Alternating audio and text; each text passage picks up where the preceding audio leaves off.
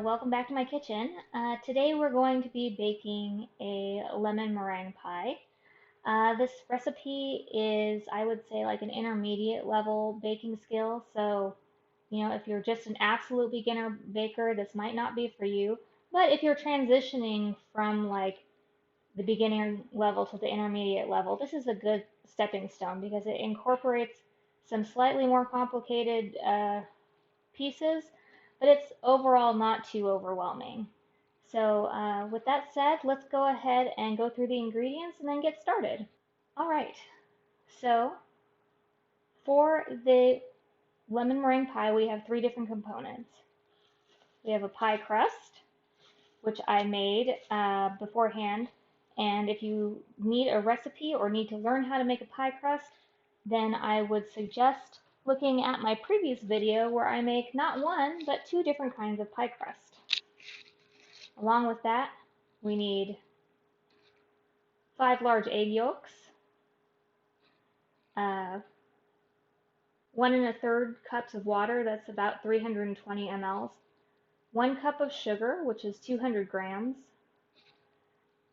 1/3 cup of cornstarch, that's about 40 grams of cornstarch, a 1/4 teaspoon of salt, a tablespoon of lemon zest. I got about 2 medium lemons, gave me a tablespoon. 2 tablespoons or 28 grams of unsalted butter, which is softened to room temperature, which means it's been sitting out for about an hour outside the fridge. And then a 1/2 cup or 120 mLs of fresh lemon juice. And that is for the basic lemon filling. And then for the meringue on the top, we're going to use 5 large egg whites, 1/2 teaspoon of cream of tartar, a pinch of salt, which is about 1/8 of a teaspoon. If you don't have a teaspoon that small, measure out about a 1/4 teaspoon and then just take half of it. And then 1/2 cup of sugar, which is 100 grams. All right, so now that we've gone through all of the ingredients, let's go ahead and get started. First thing we're gonna do is we're gonna get started with the pie crust. So as I said, if you are interested in learning how to make a pie crust, then I would check out my previous video, which I made 2 different pie crusts in. For the lemon meringue pie, because it is going to be blind baked partially, I would use the more traditional pie crust instead of the sour cream pie crust because that one does not work well with blind baking and we need to blind bake it partially. So let me grab my rolling pin and my mat and we'll go ahead and roll out the pie dough. You don't want to put too much flour down because you don't want to add a lot of flour to the dough that you've already made. So here is a little trick that I learned to help with the sticking without putting too much flour down. Here I've got granulated sugar, just a little sprinkle of that. It's probably like 1/2 teaspoon, but that mixed along with the flour will help keep it from sticking, and since you're making a sweet pie, it'll sweeten up the crust a little bit, and when you go to bake the pie crust, it'll melt a little bit and give it a really nice flavor.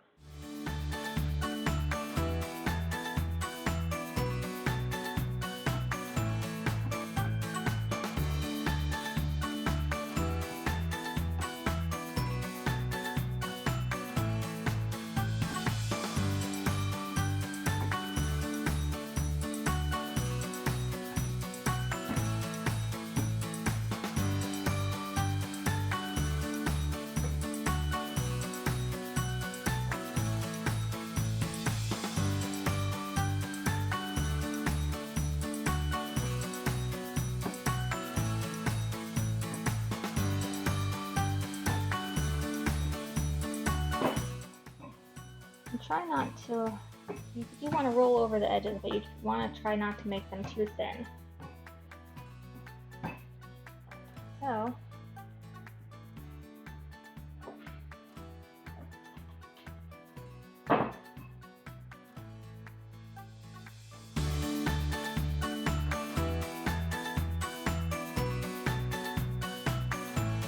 a 9-inch pie plate, so I rolled it out to about 13 inches, and that's because you want to be able to have enough to fill the pie dish and make the edges of the crust. And don't forget, when you bake a pie, the crust is going to shrink. So it's okay for it to go over like this. And all I'm going to do is I'm going to clean up these edges. If you have a smaller pie dish, it might be easier for you to make the edges more even. We're going for rustic today. So just, and what you can do too is if you're making a double pie crust and you have, you're just making one pie, you can use the extra pie crust, roll it out, and cut out strips that you can put over the top of the outside of the crust to kind of even it up and make it look nice. So I'm just gonna really quickly go through here and pinch this pie crust. I'm just making a little V with my finger and then taking my knuckle and pushing it into the V. I'm sure my friend Tony will have some jokes to come up with about all of this, but it's just an easy way to give it a nice finished look without going overboard or putting too much work into it. Alright, so it's not perfect. This side was a little short because I kind of put it in lopsided, but it'll work.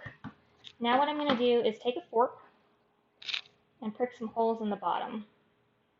And this helps it to stay flat on the bottom and not rise. And then I'm just going to take some foil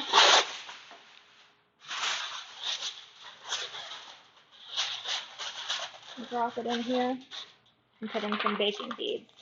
And that's going to help keep the bottom flat, keep it from expanding.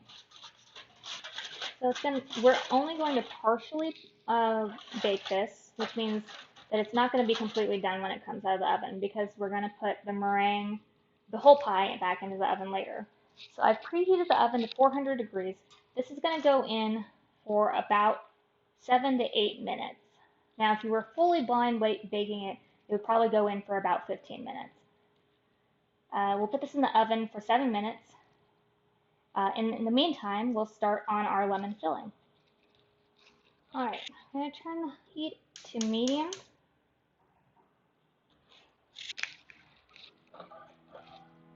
And we're just going to start heating this up. Now you have to kind of mix it constantly, especially when the egg yolks get in. This first part is not as important because you're just melting the sugar, but you don't want anything stuck at the bottom. So as you start heating, if you stir, you'll make sure everything gets melted and incorporated and nothing burns. It'll probably take about 5 minutes for everything to heat up and start bubbling. But we're just going to keep occasionally stirring it until then. Alright, so after about 6 minutes it started to get thick and bubbly. And see, the consistency is much thicker. Now I'm going to turn this down to low and give it a good whisk. Make sure everything is incorporated. Now what we're going to do is take a spoon, and I'm just going to take maybe 2 spoonfuls of this mixture, and I'm going to whisk it into the eggs. And the reason that I'm doing this is because you don't want to cook the eggs too fast, otherwise you'll have scrambled eggs. So adding just a little bit of the lemon mixture into the eggs will help warm it up without getting it too hot too fast. So now I'm going to start to put this in, but I'm only going to put in a little bit at a time. And this is where you have to kind of be ambidextrous because you have to be whisking constantly. I'm going to turn this back up to medium heat, and again, whisking constantly. Now it only takes a few minutes for it to get to the right consistency. Basically, it's very thick, all the eggs are incorporated, and you can see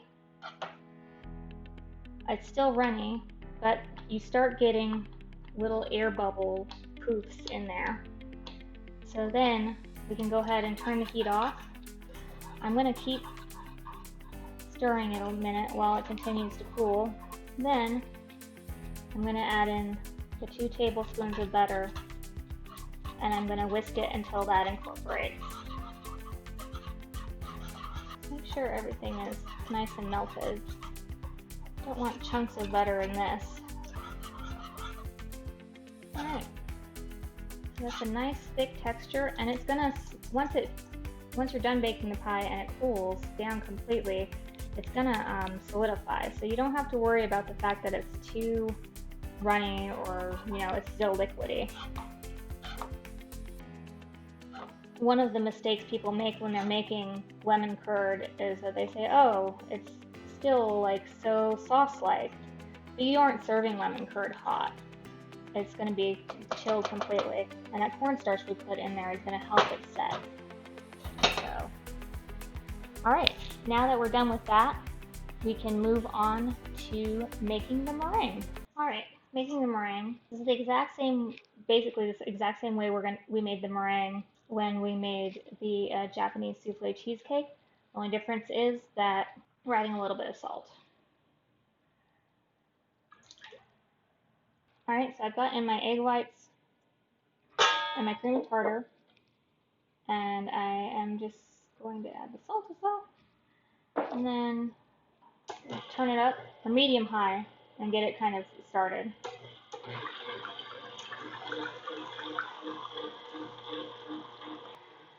All that the cream of tartar does is help to make the eggs stay stiff when they stiffen up, and helps them to keep their shape. Alright, now that the eggs have started to get frothy, I'm going to turn the mixer all the way up, and then I'm going to start adding in the sugar a spoonful at a time.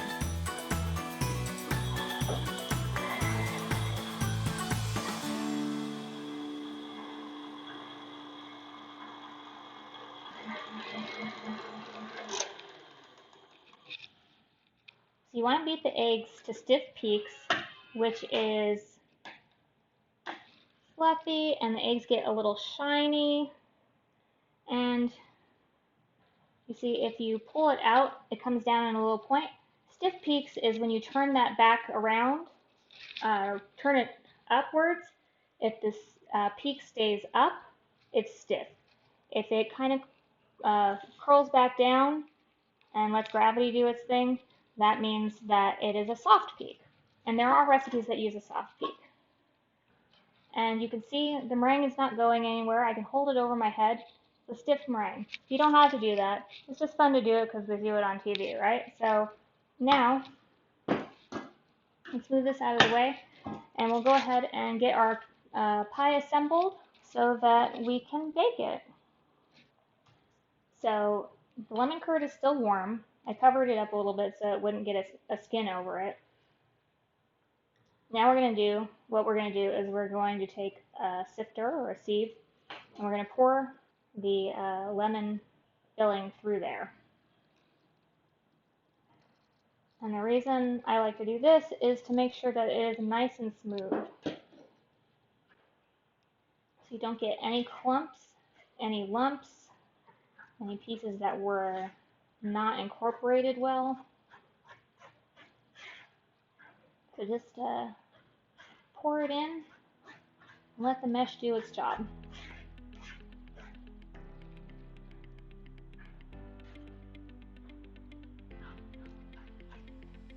Now, I don't know if you can see there's some white stuff in there. That's kind of like those little stringy protein strings that you sometimes get on eggs. Definitely didn't want those. It's a good thing that we decided to strain this. Hey honey, can you come here for a second?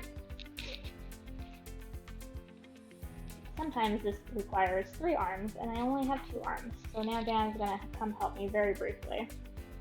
Can you just hold this real quick? Sure. I can get the rest of this lemon curd out of here.